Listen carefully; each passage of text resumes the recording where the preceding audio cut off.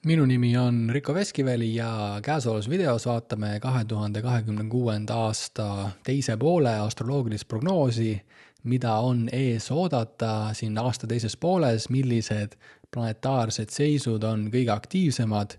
Sellest tulebki täna selles videos juttu. Ja nagu näete, siis siin on juba slaid lahti, Jupiter ja Pluto, siin on Jupiteri sümbol, siin on Pluto sümbol ja opositsiooni sümbol Pluto siin. Ja sellel suvel ongi siis selline tugev opositsioon siis Jupiteri ja Pluto vahel toimumas. Ja kui ma siin aasta alguses rääkisin Igor Mangiga ja küsisin, et mida tema arvab siis käesolevast aastast ja mis on selline olulisem planetaarne seis, et siis Igor mainis ka seda Jupiter-Pluto teemat kohe esimesena. Ja video teises osas siis vaatame ka siin seda Uraani-Pluto trigooni, mis on hetkel selline pikem teema siin ees olevatel aastatel ja siis siin veebruarikuus said taevas kokku ka Saturn ja Neptuun. Saturn siis möödus siin Neptuunist, aga nad on ikkagi siin üsna lähedal veel koos toimetamas, et sellele keskendume ka natukene selles videos. Aga Jupiter-Pluto opositsioon, see tähendabki siis piltlikult seda, et planeet Maa või Tallinn on siin keskel, eks, või Eesti või planeet Maa ja siis Jupiter nagu siin taevas ja Pluto siin teisel pool, et siis meie siin vahel ja siis nii-öelda selline opositsioon ongi see nii vastasseis planeetide vahel, selline põrkumine, selline köievedu, selline teatav konflikt, seda nimetatakse tugevaks aspektiks. Ehk siis need kaks arhetüüpi, Jupiter ja Pluto, on siis niiviisi nagu aktiveerunud või sunnivad üksteist siis nagu suhtesse või mõjutavad üksteist, on ju. Aga et natukene siis niiviisi kiirelt lahti seletada, et kes on Jupiter, et siin taevas ka, ma näitan teile ta siit päris taevast, et ta on siis selline väga ere planeet, hetkel on ta siin päevases taevas, et ma võtan siit selle atmosfääri ära, et seda on paremini näha, aga ta on siis üks suuremaid ja kõige eredamaid, kõige suurem planeet siis päikesesüsteemis ja kui siin üles vaadata öösel, siis ta on ka üks kõige eredamat taevakehi. Ehk siis peale Veenust ta on siis 4. kõige eredam taevakeha, et sellises öises taevas on ta selline väga ere täht, et ainult Veenus siis Jupiterist eredam. Päike Kuu siis on muidugi need kõige eredamad. Aga Jupiter on siis selline ere tüüp, et Indias kutsutakse seda planeeti Guruks ja kes on Guru on õpetaja ja Jupiter oma baastasandil ongi siis sellise laienemise ja edu põhimõte, ehk siis selline tõus, kasvamine, laienemine, edu, äri, kõik selline pool.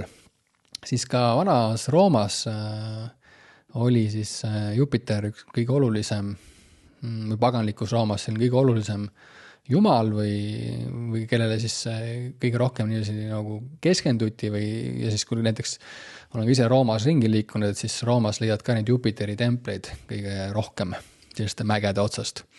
Ja siis roomlaste see teine kõige olulisem jumal oli Marss, sest nad olid üsna selline sõjakas tsivilisatsioon. Aga Jupiter on siis esindab laienemise edu põhimõtet.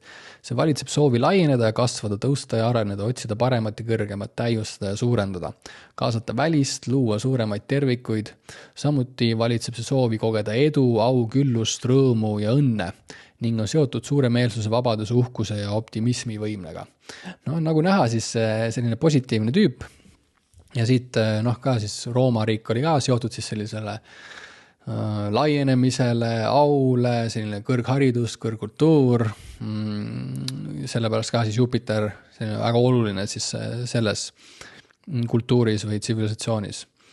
Aga ja siis nagu me näeme, et ta on üsna selline positiivne tegelane, aga varjupool on siis tal selline negatiivsel poolel on Jupiter seotud kalduvusega liialdada. Inflatsiooni, ekstravagantsuse, liigse murega rikkuse ja staatuse pärast, enesele järeleandmise, enesega rahulolu, ülbe enesekindluse ja isikliku ülemuslikkuse tundega. Ehk siis arhetüüpne astroloogia, millega mina tegelen ka, siis ta võtabki neid taevakehi, eks siin need põhilised Jupiter, siin Veenus ja nii edasi. Et siis nendel on see plusspool, neil on ka see varjupool või see potentsiaal ja see vari. Ja siis ka siis selle Jupiter-Pluto puhul on ka oluline, et siis natukene niiviisi mõne lausega pihta saada, et mida nad endast kannavad. Ja siis kokkuvõtvalt niiviisi, et Jupiter on siis laienemine ja suurus, kasv ja areng, tõus ja ülemvõim, edu ja õnn, au ja tunnustus, küllus, heaolu, uhkus, enesekindlus, varjupooled siis inflatsioon ja liialdus, suuremad tervikud, filosoofia ja moraalsed põhimõtted, kõrgharidus, kõrgkultuur, Kreeka jumal Zeus, siis Zeus oli siis kreeklaste selle planeedi vaste. Et kreeklased kutsusid seda siis Zeusiks. Ja siis Olympuse kuningas Rooma Jupiter, suur heategija, et ka siis traditsionaalses astroloogias siis see Jupiter ja see tema see number 4 moodi on ta see astroloogiline glüf, lihtne meelde, et ta on selline heategija, suur heategija. Siis Saturn oli siis traditsionaalses mõttes oli selline suur pahategija, aga kaasajal siis astroloogia on pigem selline psühholoogiline, et kõigil neil arhetüüpidel, kõigil nendel planetaarsetel arhetüüpidel 10 tükki, siin Päike ja Kuu, Merkuur, Veenus, Marss, Jupiter, Saturn, Uraan, Neptuun, Pluto, et neil kõigil on sellised teatavad omadused, nad on nagu sellised arhetüübid, planetaarsed arhetüübid, et nad kannavad endas selliseid nagu nii plussi kui miinusteks, et nad on sellised dünaamilised. Aga see on siis Jupiter, selline õpetaja, laienemine, edu, õnn, kõik, mis nagu läheb suuremaks, eks. Ja see on nagu loogiline ka, sest vaata taevas on ka ta on siis, kui Veenus on kõige eredam planeet siis või taevakeha, eks. Aga Veenust on näha ainult siin siis, kui päike loojub, on ju.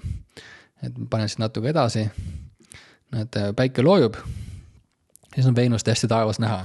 Siis ta praegu on siis õhtutähe faasis, ehk siis kui siin õhtul päike on loojunud, ka näiteks täna õhtul saab minna vaatama, siis Veenus on niiviisi taevas näha, eks näete siin veel horisondist üleval. Jupiter ka siis enne siin päikse õhtu taevas näha, et nad on mõlemad siis hästi eredad. Aga Veenus on see, et Veenus kunagi siia kaugemale ei lähe siia peade kohale. Aga Jupiteril on siis, kuna Jupiter on meist kaugemal, et siis tema reisib ka siin nii-öelda siin peade kohal ka ringi. Just ongi see suur ere taevakeha, see suur ere planeet, kes on siis siin nagu meie peade kohal, eks. Et siis nagu see, mis on üleval ja mis on ere, on ju, see suur ere on üks minu lemmik nimesi, kuidas loodusrahvad seda Jupiteri kutsuvad. Ehk siis sellise laienemise põhimõte on siis, et ta on selline suur ja ere tüüp. Et hästi palju nende planeetide tähendus tuleb ka siis just nagu nende sellest välimusest, taevas, nende sellest liikumiskiirusest, et see arhetüüp ka hästi palju kannab siis endast sellist nagu info välja just sellise välimuse ja kiiruse ja nagu sealt poolt. Nii, see on siis Jupiter, Pluto. Pluto on siis siin kaasajal kõige viimasena avastatud planeet aastal 1930 ja Pluto kohta öeldakse nii, et kõike, mida ta siis kaardis nagu puudutab, praegu siis Jupiteri, eks, ja Uraani ka, aga praegu keskendume Jupiter selle Pluto operatsioonid, siis ta nagu intensiivistab seda. Ta transformeerib, ta hävitab ja loob. Siis üks hea selline sümbol, mida ma alati näitan, kui ma klientidele näiteks sünnikaarti lugedes sellest Plutost räägin, et see on see Ouroboros, see on see madu, kes sööb oma enda saba, eks. Siis, et ta nagu hävitab ennast, aga samal ajal ta loob ennast. Siis Indias on sellised jumalad nagu Shiva ja Kali, kes on ka nagu sellised hävitajad, eks. Ma näitan siit sellest päris taevast teile ka teda. Siis ta need planeedipagunid tal võeti ära seal juba siin eelmisel kümnendil. Aga siis seal on isegi räägitakse, et võib-olla antakse talle see planeedi staatus tagasi, aga astroloogias teda peetakse ikkagi siis selliseks planetaarseks arhetüübiks, planeediks, päike ja kuu ka astroloogias kutsutakse planeetideks või planetaarseteks arhetüüpideks, kui päike on täht ja kuu on nagu kaaslane, eks, teistkaaslane, et nad ei ole otseselt nagu planeedid nagu teaduslikus keeles, eks. Aga Pluto siis ta on kõike, mida ta puudutab, et siis ta nagu intensiivistab seda, ta on selline transformeerija, ta on selline tugev jõud, mis tuleb kuskilt sügavalt, eks. Ta on hästi palju siis sellise allilmaga seotud. Võimu ja transformatsiooni põhimõte. Pluto on ürgse loodusjõu arhetüüp, universaalne elujõud, mis ajendab kogu evolutsiooni ja transformatsiooni. Pluto esindab võimu põhimõtet, ürgset jõudu, algset libiidot ja agressiivsust. See sunnib, annab jõudu, valitseb, muudab, hävitab ja taaselustab. Pluto peegeldab arhetüüpset allilma. Kõik siis nagu selle allilmaga seotud on see Pluto. Pimedat, salapärast ja sageli hirmutavat reaalsust, mis peitub asjade pealispinna all.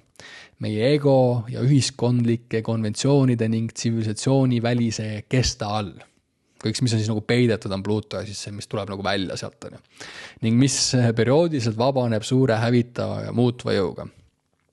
No siis kokkuvõttes loodusjõud, sügavus, instinktid, agressiivsus, libido, destruktiivsus, regeneratiivsus. See arhetüüp on nagu selline anum, on ju. Carl Gustav Jung on öelnud, see arhetüüp nagu kannab endas sellist kogumit, on ju. Ja see, kuidas ta siis nagu välja tuleb, ütleme, et siin Jupiter ja Pluto on üksteisel vastamisi taevas, on ju. Pluto ja Jupiter, et siis hakkavad ka nii nagu dünaamiliselt hakkavad suhtlema omavahel või see, kuidas ta nagu välja tuleb, on väga selline individuaalne või kuidagi siis nagu, et me ei saa sellele nagu otseselt seda näppu peale panna, et see ongi see, kuidas on teda nagu nähtud, on ju, et need kirjeldusi alati ütlen ka inimestele, et neid kirjeldusi ei saa võtta nagu sõna-sõnalt, sest et kui sa paned, nagu Jung on öelnud, et kui sa võtad nagu ütled arhetüübile, et see Pluto on loodusjõud, no siis sa kohe nagu paned ta liiga raamidesse, et ta kannab nagu sellist kogumit endast.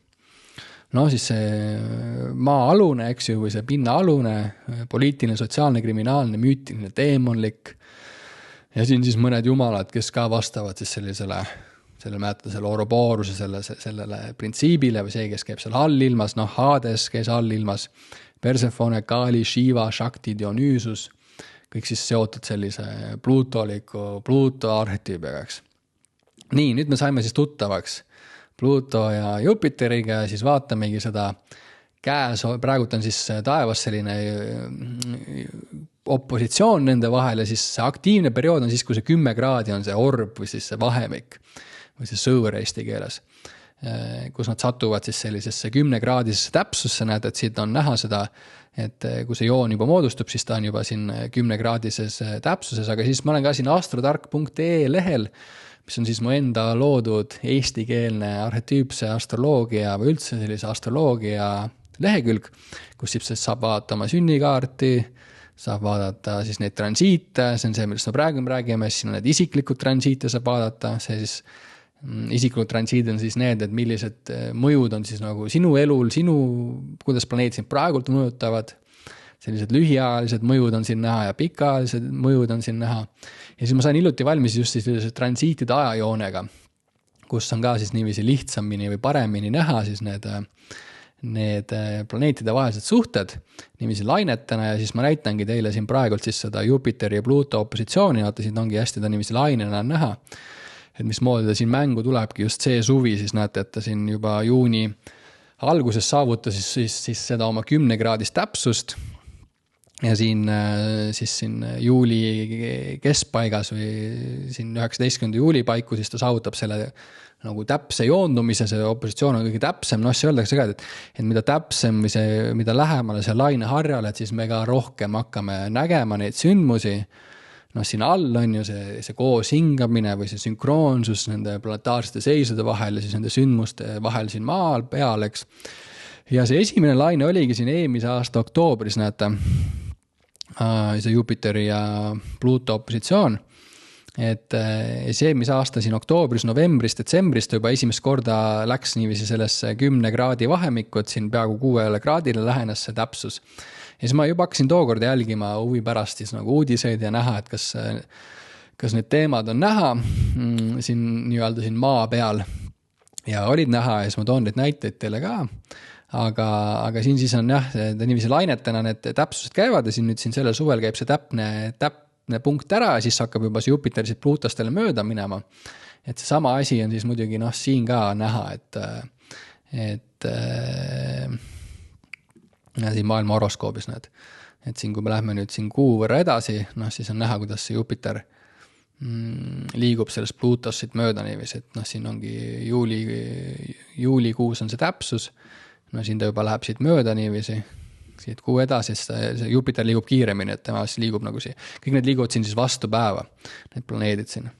aga siit selle laine pealt on seda vähe lihtsam vaadata või ilusam vaadata, et siis siin saate ka enda neid isiklikke mõjusi saate käia siit sellise lihtsa ajajoone pealt vaatamas ja siin kui vajutate ka siis selle ühe laine peale, et siis on näha ka siin need kirjeldused, et mida need tähendavad, siin on need lainete kuupäevalised ajad, millal need tipud on, siin eelmine siis esimene laine oli 24. september, no see on siin slaidide peal ka, et see esimene laine oli 24. september, tipp oli seal 8. novembri ajal, see oli siis siin, ja nüüd olemegi siis sellesse teise tugevasse lainesse sisenemas ja siis ta korra ennast näitab siin järgmise aasta aprillis ka, korraks saavutab seda 10-kraadist täpsust, aga see põhiteema siis sellel suvel.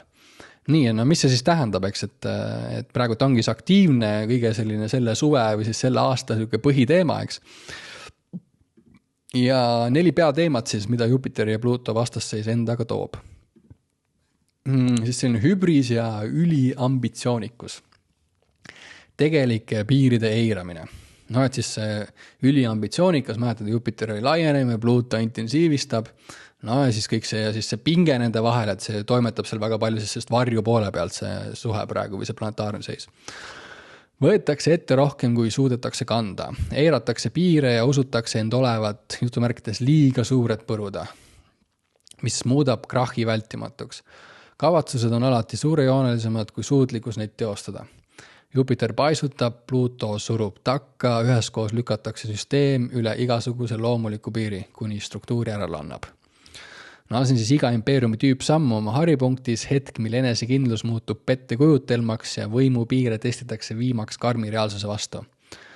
Ma ei tea, siin värsked uudised näiteks Venemaalt on ju, impeerium oma haripunktis, siin need näited juba kõlavad siin kaasa, siin kohe lähme ka siis sellisesse eelmisesse sellesse Jupiter-Pluto opositsiooni, see on seal 2013-2014, et siis toon ka mõned näited, et mis siis toimusid, kui nad viimati olid seal opositsioonis, et siis ma saan teile näidata ka, et millal see viimati oli, kui siit nüüd natuke välja kerida, näete. Siis näemegi seda eelmist opositsiooni siin. Siin siis 2013-2014 nad olid viimati täpselt see sama seis, eks. Ehk siis siin arhetüüpse astroloogias või astroloogias üldse, et saab ka vaadelda siis näiteks neid eelmisi sarnaseid seise ajaloos, et mis siis toimus ja siis mis siis nüüd on oodata, eks, et need tihti need sündmused seal riimuvad. Või nad riimuvadki, et see on see sünkroonsus nende vahel. Nii, kus me siin jäime? Nii, siis üks selline omadus siis selle Jupiter-Pluto puhul. Siis järgmine on võimu ja rikkuse korruptsioon.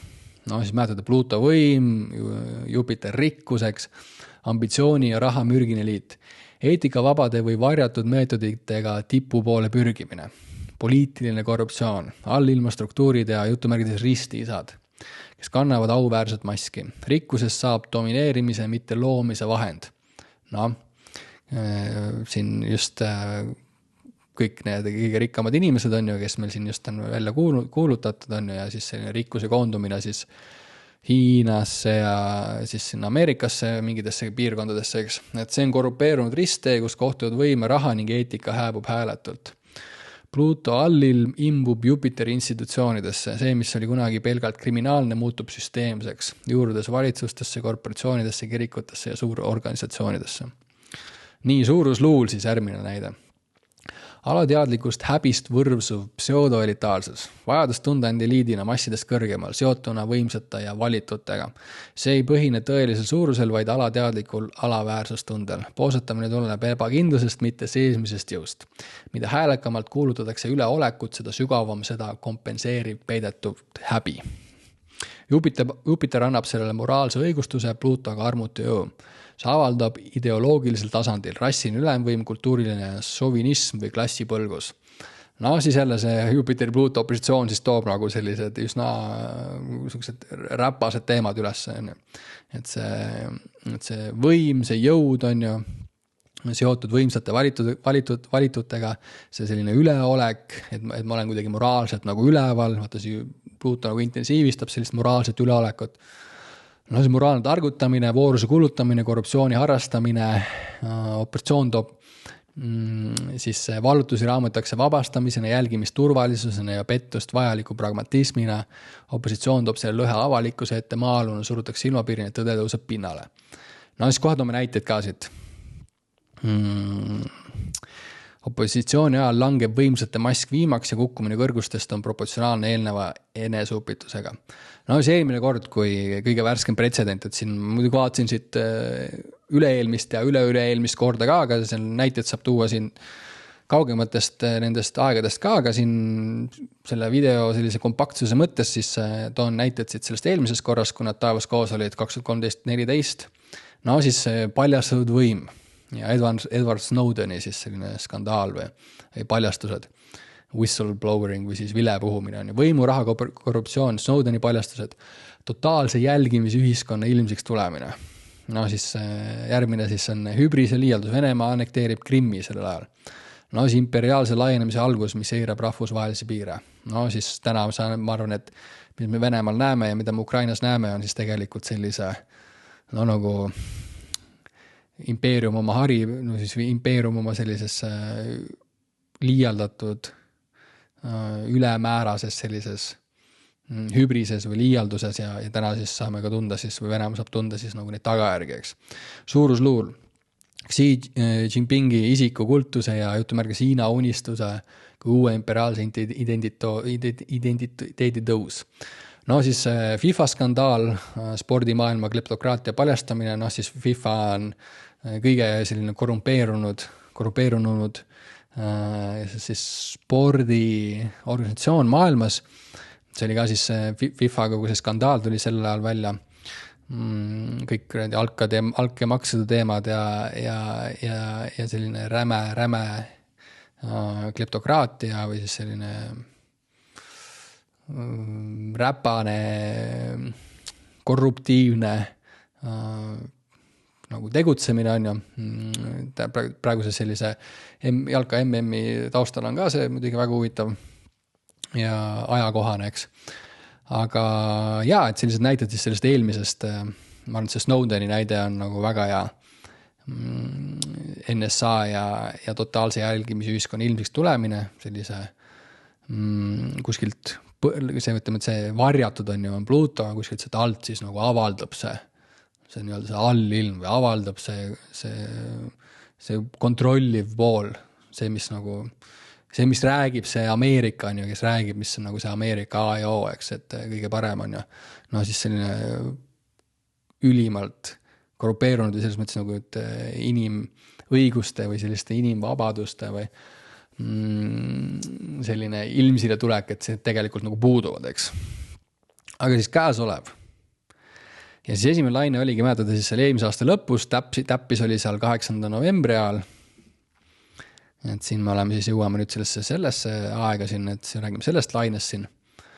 Ja esimene laine siis, mis siis toimus, et ma siin järgisin uudised, üks kõige märgilisem näide oli siis muidugi see Ukraina selle valitsuskabineti juhi, kui ma ei eksi, või seal mingi üks kõige suuremaid tüüpe, eks. No siis see Andriy Yermaki tagandamine.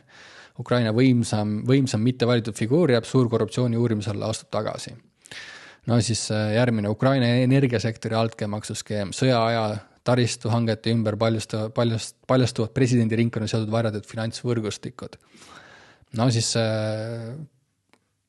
väga ei tohi sest nagu mingid avalikud rääkida, eks, aga siis muidugi seal Zelenskiga seoses on ka ikkagi mingid päris palju mingeid korruptiivsed asju, eks, no. Kui ta on ette, kuidas seda raha on seal kanditud on, aga siis sellise tugeva seisu ajal need teemad tulevad välja, eks, ja siis äkki tuleb see suvi veel midagi.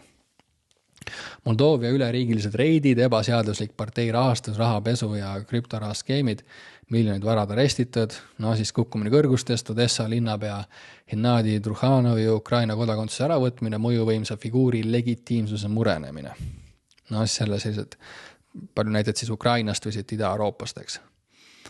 Nii siis globaalsed institutsioonid ja finantsvõim, no siis üks kõige suuremaid korruptsiooni case siis Aasias on ju. Malaisia üks MDB lõpuvaatus, endise peaministri Najib Razaki uus süüdimõistmine, taas äratab tähelepanu sajandi ühele suurimale korruptsiooni juhtimine, no siis jällegi sellise laine ajal siin siis tulevad need sellised korruptsiooni mingid kõige suuremad case'id on ju esile uuesti. Et sellised huvitavad sünkroonsused.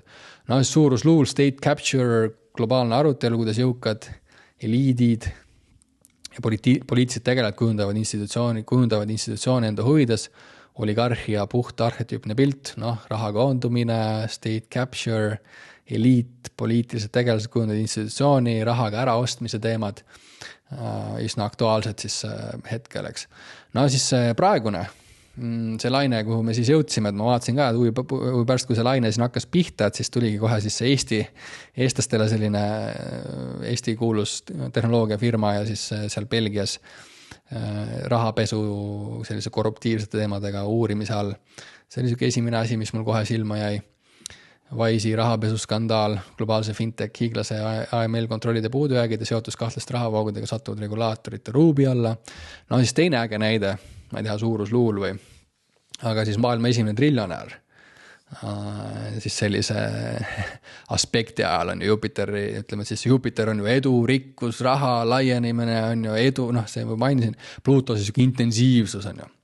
See opositsioon on ka, et see nagu sunnivad seda, just nagu tuleb esile see, eks.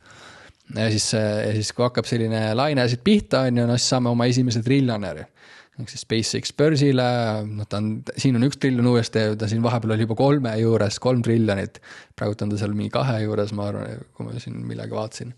SpaceXi börsile minek, IPO tõstab ettevõtte väärtuse enne olematusse kõrgusse ja teeb Elon Muskist maailma esimese triljonäri, üks inimene koondab rikkust, võimu ja kultuurilist mõju enne olematus mastaabis.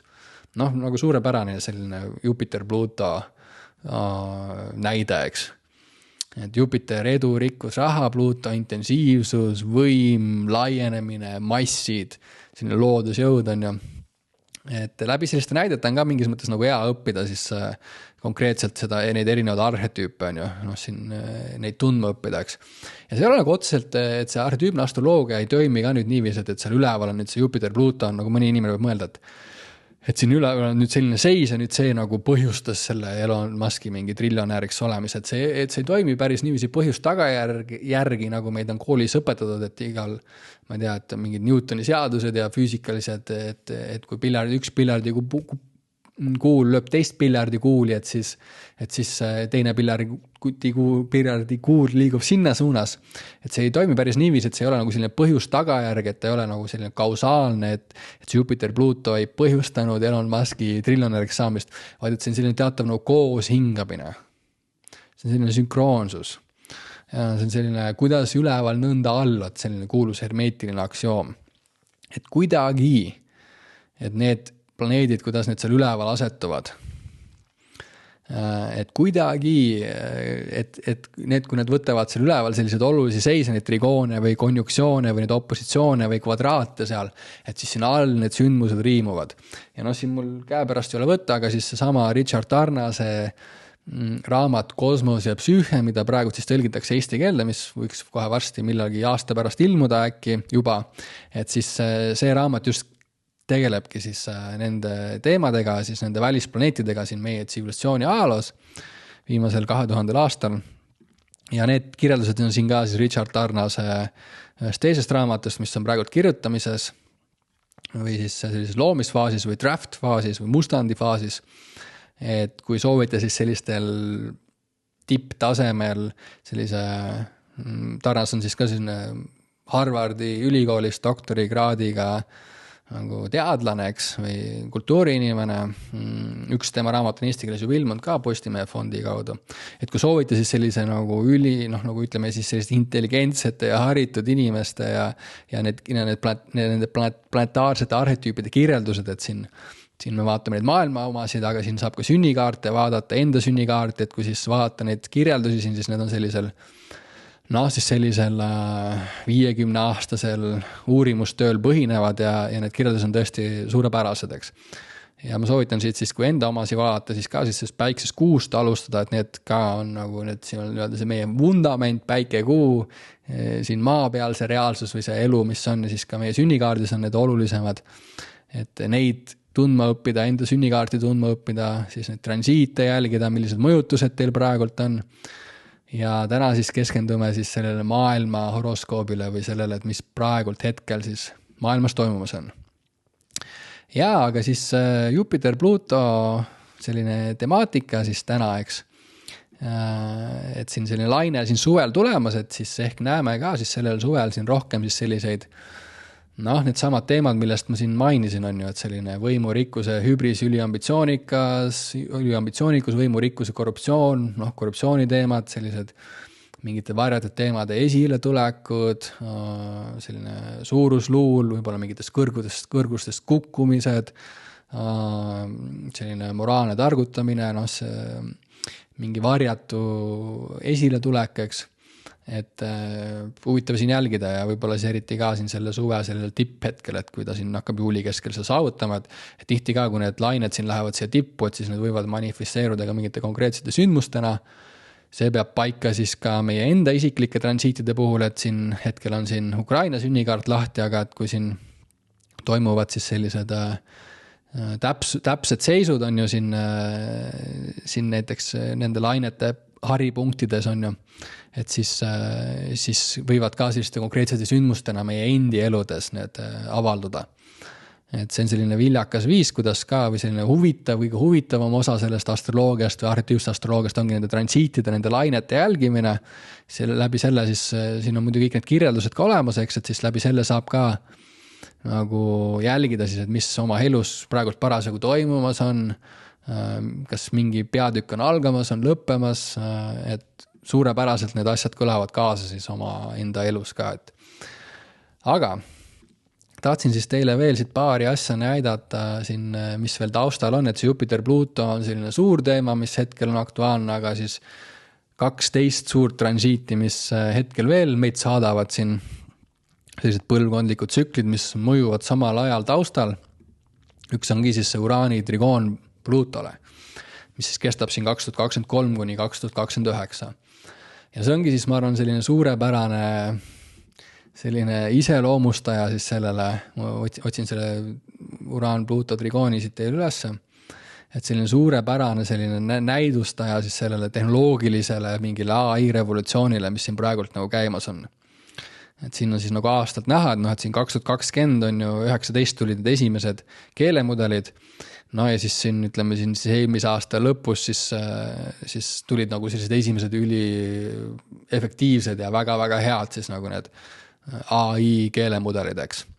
Ja siin siis ennustatakse, et siin 2029 sellist nagu sellist ise arenevat AI-d juba või sellist, kutsutakse ka singulaarsuseks, et siis, et äge ongi selles mõttes, et me oleme siis sellises, Uraan on siis seotud siis selliste äkiliste muutustega, tehnoloogiaga endaga, selline, ta ongi nagu tehnoloogiaga väga palju seotud Uraan, selline ootamatus, geniaalsus, leidlikkus ja siis juba meile see tuttav Pluto, kes siis nagu intensiivistab seda, on ju. Siin on siis see näha ka siin selles horoskoobis, et maailma horoskoobis, et siin on see täpses trigoonis hetkel. Ja trigoon on selline toetav seis, et seal on selline harmoonia nende planeetide vahel, et kui see opositsioon on nagu see toimetab sealt varju poole pealt, toob nagu sellist juvedust nagu läbi sellise valulikkuse esile, siis see on just selline nagu koos voolamine, see trigoon on siis selline 120 kraadi on nende vahel, planeetide vahel ja see on selline nagu väga-väga soodne seis. Sünnikaardis ka, et need on ka siis sellised pigem toetavad seisud inimese sünnikaardis. Need sellised mingid anded või need asjad, mis meil hästi välja tulevad näiteks.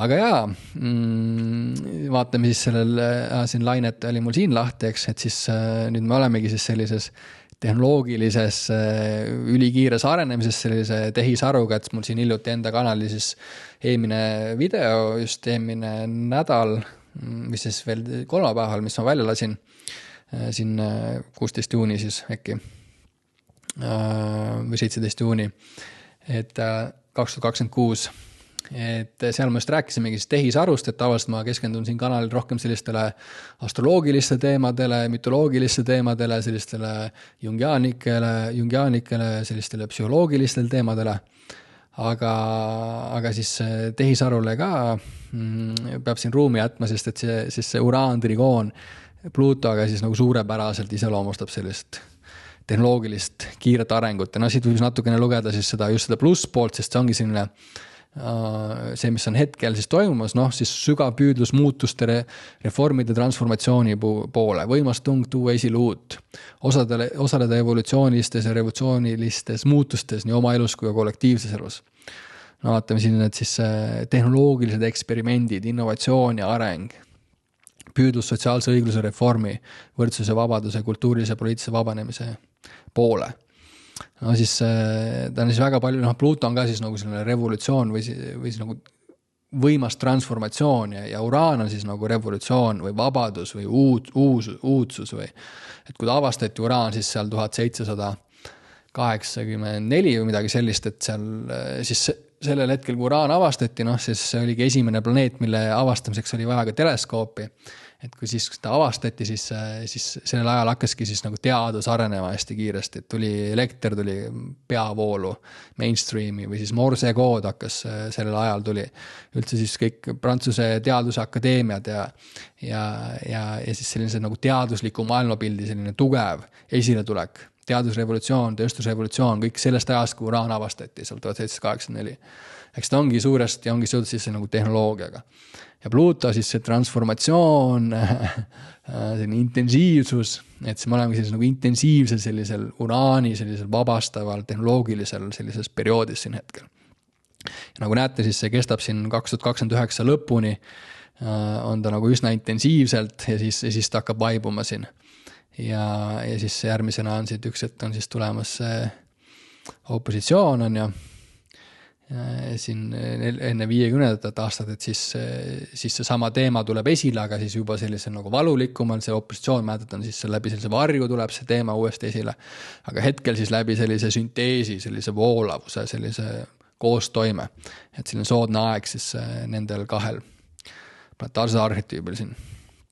Nii, see on siis üks teema, millest ma tahtsin teile veel rääkida, mis on siis hetkel tugevalt aktuaalne meil siin maailmas, Uraan, Trigoon, Plutole ja siis muidugi teema, millele ma olen siin kanalil palju aega pühendanud, sest see on olnud siis siin sellise eelmise aasta ja selle aasta võib-olla siis see kõige olulisem planetaarne seis. Siin üleval nurgas siis näed ühte linki, siis 2026 aasta astroloogiline prognoos, mida on tänaseks juba vaadatud, ma vaatasin seal peaaegu 10 000 korda. Et siis soovitan seda vaadata, seal ma siis räägin sellest Saturn konjunksioonis Neptuunist väga põhjalikult erinevate näidete alt, et mismoodi see dünaamiliselt see suhe võib esile tulla, aga jah, et siis Saturn konjunksioonis Neptuuniga, kuidas see asi välja näeb, et nad on siin taevas koos, nagu siis ongi näha, et see Saturn siit, ma näiteks teen teile selle natuke puhtamaks selle asja siis siin, et siis siin veebruaris see Saturn läkski temast mööda, siit te nüüd näete, et kui ma läksin siia jaanuarisse, siis jaanuaris oli ta siit veel siinpool seda Neptuuni, aga siis kui läheme siit edasi, siis ta läheb siit üksed mööda. Nägite, läks möödus siit veebruaris temast, et siin veebruaris oligi see täpne ühendus ja siis nüüd ta on siit umbes nii kaugele liikunud, aga nad on ikkagi üsna taevas lähedal koos, et see 15 kraadi peetakse nagu selliseks väga tugevaks koosmõjuks seal üleval. Ja siit võimegi siis otsida ta üles siit teile ka. Me oleme selle konjunktsiooni siia peale, et siis nagu näete, et ta on siin üsna aktuaalne meil hetkel selle 10 kraadi sees, et kui paneme siia 15 kraadi sisse, siis ta on siin olnud tegelikult siin eelmise aasta algusest, siin haripunkt siis siin, või eelmisel aasta suvel hakkas ta juba siia 0 kraadini lähenema, me paneme siia 10 kraadi sisse, siis on näha, et eelmise aasta siis suvel, nüüd siin veebruaris tipppunkt, aga me oleme endiselt selles energias siin sees, et ta veel tuleb tagasi ühe korra veel lähedusse, et siis Saturn, Neptuun, konjunktsioon on ka üliaktuaalne, kõik siis selline korra lahustumine, mis on reaalne, mis on illusioon, võltsuudised, sotsiaalmeedia on täis AI tehtud pilte, maailma korra võimu lagunemine, uue maailma korra teke, milline saab olema uus maailma kord, illusioonide purunemine, viimati oli siis see toimub iga 36 aasta tagant see seis, viimati oli siis aastal 1989, siit kui välja kerida, siis saan te näete ka seda, millal ta viimati oli. Aga ta hetkel näitab siit kuni 1991 aastani, ma pean selle ära parandama, et siis see et ta näiteks maailma puhul siis siia kaugemale aega ka. Et siis see maailma ajajoon sai mul valmis eelmisel laupäeval, et ta on juba üsna ideaalses seisus, aga seda eelmist konjuktsiooni ma hetkel ei saa näidata, aga selle vea ma parandan kohe ära, kui ma selle video valmis üles panen. Aga jaa, et hetkel siis selline, ja kui siit neid kirjeldusi vaadelda, et siis ta ühelt poolt siis ta Saturn on töö, ta on struktuurid, ta on siis nagu süsteemide ehitamine. Neptuun on selline vaimne pool või lahustav pool, et siis on suurepärane aeg tegeleda mingite vaimsete praktikatega, teiselt poolt siis see varju pool, et selline hinge pime öö, usukriis, vaimne tühjus, segadus selle osas, mis on reaalne, hägune meel, usalduskriis, kõik mis nagu teemad, mis on täna üsna aktuaalsed on ja usalduskriis valitsuste, institutsioonide suhtes, mis on üldse reaalne, on raske aru saada. Siis seda võib vaadata ka, et hetkel on siis selline õhustik, eks. Ja siis siin järgmise aasta algusest juba läheme sellest välja. Siis on muidugi uued teemad, aga nii palju kaugele tulevikku ei ole võib-olla pointi vaadelda ka. Aga kui soovite, siis jah, selle Saturn Neptuuni kohta nagu rohkem teada saades minge vaadatakse seda teist videot, et seal ma räägin nagu üsna põhjalikult sellest, et ma võib-olla ei hakkagi siin nagu rohkem selle aega kulutama, et siis Saturn ongi siis ütleme piirang, struktuur, riik, kord, karma, kõik see, mis on ajaga tekkinud, on Saturn, et Saturn siis kreeklased kutsusid seda planeeti selliseks